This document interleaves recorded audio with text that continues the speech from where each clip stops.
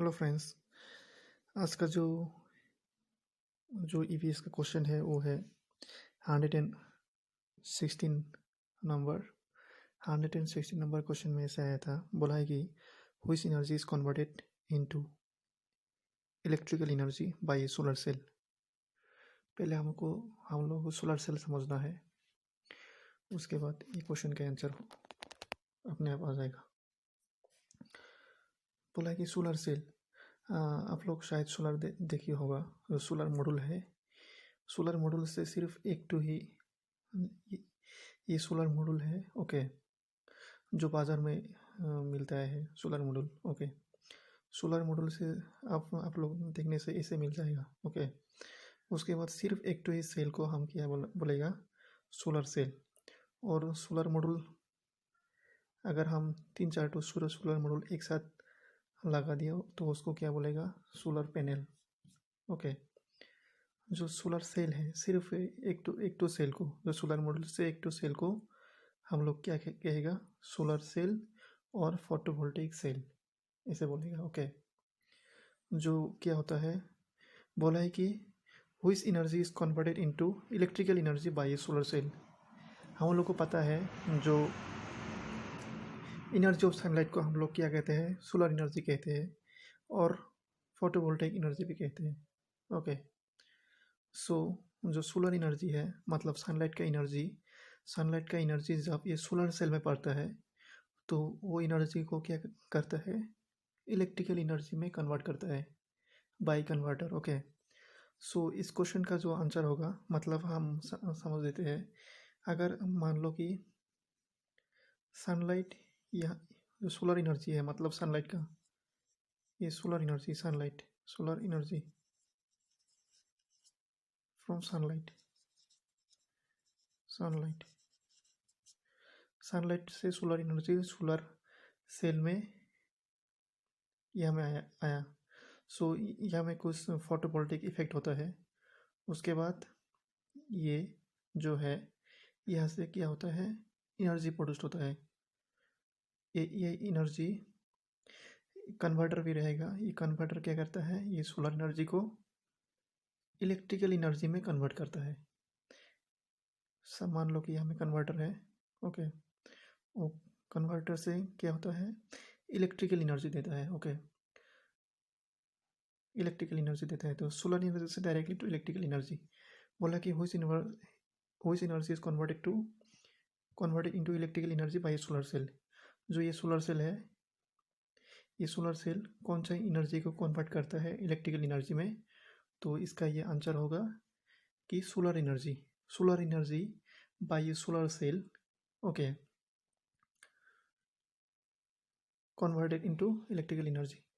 जो solar energy है, solar cell क्या करता है, वो इलेक्ट्रिकल एनर्जी में कन्वर्ट करता है। ओके, नहीं तो बोल सकता है कि photovoltaic cell. Okay, photovoltaic cell क्या करता है, फोटोवोल्टाइक एनर्जी इलेक्ट्रिकल एनर्जी में कन्वर्ट करता है। ओके, सो इसका जो राइट आंसर है वो होगा सोलर एनर्जी। जो सोलर सेल है वो सोलर एनर्जी को इलेक्ट्रिकल एनर्जी में कन्वर्ट करता है। Okay, next question 117 number question ऐसा आया था। बोला है कि bronze is a mixer of two metals. This two metals are option A zinc, copper and zinc, B copper and tin, C copper and iron, D aluminium and tin. So ये जो bronze है, bronze का जो mixture है वो copper and tin से होता है। ओके, जो ब्रास है, ब्रास का कॉपर एंड जिंक से होता है, और जो शोल्डर है वो लीड एंड टिन से होता है। ओके, मतलब मिक्सचर ऑफ मेटल को हम एलॉय भी कह सकते हैं। ऐसे आएगा तो question, bronze is an alloy of, वो दे दिया तो भी ये क्या होगा, कॉपर एंड टिन ही होगा। ओके, सो ये क्वेश्चन का जो आंसर है, bronze is a mixture of two metals. Yes, this two metals are copper and tin. Okay, copper ज़्यादा रहता है, सिर्फ टिन 12% रहता है। So correct answer is Option B. These two metals are copper and tin. Next question. 118 question ऐसा आया था 118 question ऐसा आया था, बोला है कि mushroom is an example of option A algae, fungi, parasitic plant and symbiotic plant. ये चार ऑप्शन है. मशरूम जो मशरूम है, मशरूम मतलब ये जो मशरूम है, मशरूम एडिबल भी है, ये एडिबल है, ओके, एडिबल है और पॉइजनस भी है.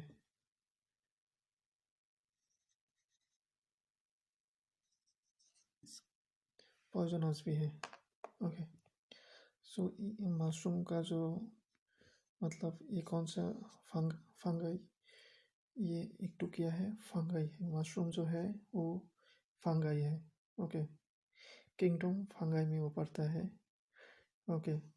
सो mushroom is an example of, ये चार में से कौन होगा, फंगाई, ओके. जो फंगाई किंगडम में ये मशरूम पड़ता है, okay.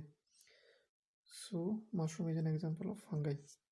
So option B is the correct answer for this question. Next question. 119 question ऐसा आया था, बोला है कि an example of immiscible substance is option A milk, option B water, option C oil and option D lemon juice.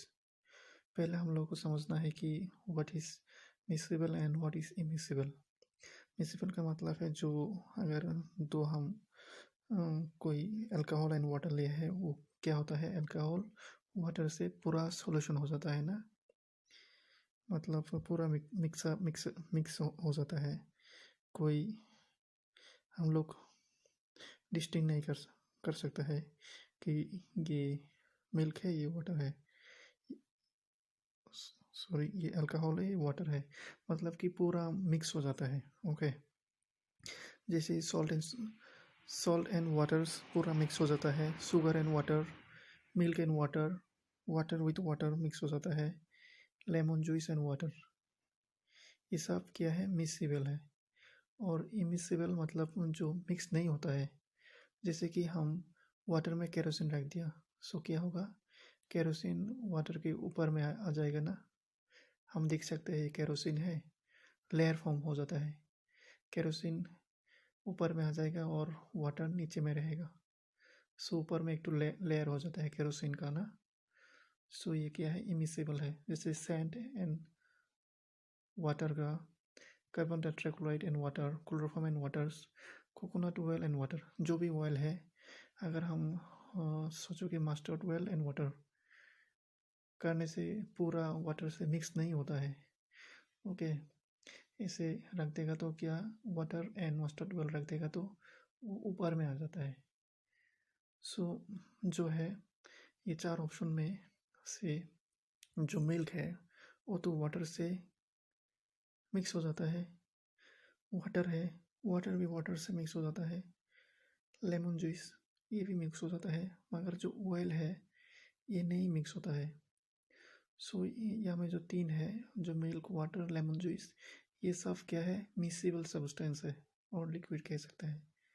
और जो oil है, oil वो क्या है, इमिसिबल है. So option C is the right answer for this question, okay. Next question. जो last question है वो है 120 ईवीएस का लास्ट क्वेश्चन है. वो ऐसे आया था, बोला है कि the process by which liquid state changes to gaseous state is called evaporation, condensation, sublimation और distillation. जो evaporation है वो vaporization भी हम कह सकते हैं. वो क्या है, conversion of liquid state to gaseous state, okay. Condensation, conversion of gaseous state to liquid state.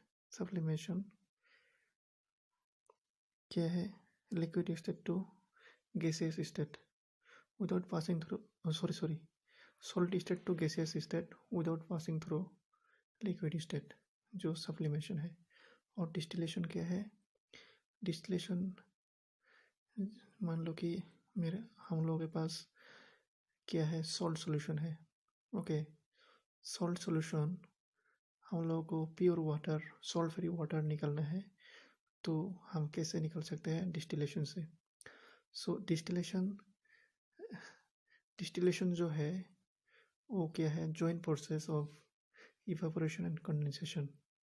मतलब डिस्टिलेशन से हम लोग जो भी सब्सटेंस है, अगर सॉल्ट है एंड वाटर है, सॉल्ट एंड वाटर जो मिक्सर है वो हम लोग सेपरेट कर सकते हैं डिस्टिलेशन प्रोसेस से। पहले क्या होता है, जो सॉल्ट सॉल्यूशन है उनको हम लोगों को क्या करना पड़ेगा? भापोराइज करना पड़ेगा। भापोराइज से जो भापोराइज वाटर को कूल करना पड़ेगा। उसके बाद जो रेसिड्यू रह जाएगा वो सिर्फ सॉल्ट ही रह जाएगा। सो जो वो भापोराइज वाटर को हम लोग फिर क्या करेगा? हॉट होता है भापोराइज वाटर, भापोराइज, ओके, भापोर जो स्ट्रीम है वो हॉट होता है। वो स्ट्रीम को हम लोगों को क्या करना पड़ेगा? हम लोगों को कूल करना पड़ेगा। मतलब पहले हम लोग क्या किया? इवापोरेशन किया, उसके बाद जो भापोर को हम लोग फिर लिक्विड में लाता है तो क्या हो? कंडेंसेशन हो गया ना। So distillation is a joint process of evaporation and condensation. Okay, distillation से हम लोग जो भी मटेरियल है, अगर मिक्सचर है, वो हम सेपरेट कर सकते हैं, जैसे कि salt and waters, sugar and waters जो भी है वो हम लोग क्या कर सकते हैं? सेपरेट कर सकते हैं by the process of distillation. So ये हमें क्या बोला है? The process by which liquid state changes to gaseous state. Liquid से अगर गैस में चेंज हो जाता है स्टेट, तो उसको हम कह सकते हैं इवापोरेशन। इवापोरेशन से क्या होता है? Liquid state changes to gaseous state. Okay, जो ये क्वेश्चन का आंसर है, अगर वापोराइजेशन रहने से भी वो आंसर होता था। जो इस क्वेश्चन का आंसर है वो होगा evaporation. The process by which evaporation is a process by which liquid state changes to gaseous state. ये फर्स्ट क्वेश्चन था, मतलब ईवीएस का पूरा पार्ट सॉल्व हो गया। और हम लोग देखते हैं जो चाइल्ड पेडागोजी है वो शायद हम लोग पकड़ेगा नेक्स्ट वीडियो में। जो चाइल्ड डेवलपमेंट एंड पेडागोजी है वो हम लोग नेक्स्ट वीडियो में सॉल्व कर देगा। सो ये आज के लिए था। Okay, thank you for watching, bye bye.